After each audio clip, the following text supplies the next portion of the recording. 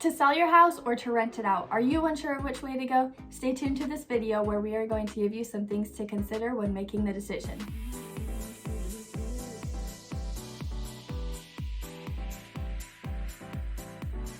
I am Corinna. And I'm Megan. And we are your team weaver. We are with I Think Realty, located in Winter Haven, Florida. On this channel, we give tips for buying and for selling your house.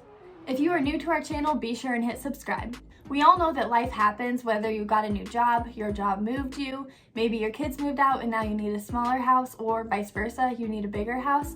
Whatever the reason may be, you might be wondering whether you should cash out on your house or if you should take on that landlord title.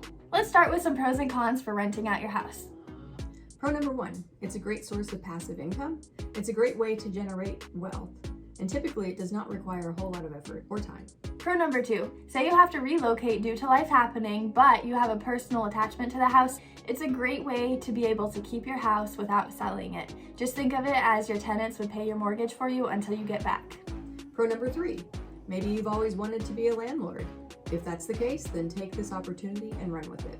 So we know all of those pros sound great, right? Who wouldn't want that? Well, there are some major risks that you need to take into account. Risk number one, it's the obvious, you get terrible tenants. Terrible tenants would be ones that don't pay their rent or they tear up your property. So that would lead you to having to go through the eviction process, which in different states it takes different times, but it could take up to several months. So in the interim, they're not paying their rent and they're tearing up your property. It's a really bad combination.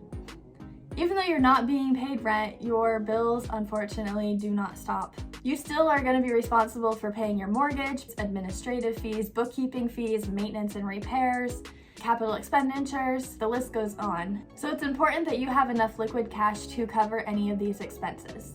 Let's talk about some things to consider when selling your property. What's the market like? Is it a seller's market or is it a buyer's market? If inventory is low, it's a seller's market, which means there could be a bidding war on your property. Providing your property is marketed well, it could maximize the value of your home. Do you have a bunch of equity built up and now you're ready to use it as a down payment on your dream home? To determine your equity, there are lots of free calculators you can find online, but to get a more accurate estimate of how much cash you could walk away with after closing, open the description box down below, click on the link, and it will take you to our seller's net sheet. Thank you for tuning into our channel today. If you found this video to be helpful, give us a thumbs up. Let us know your thoughts in the comments below and subscribe to our channel so you never miss out. We upload videos every Monday. We will see you next week on the next episode.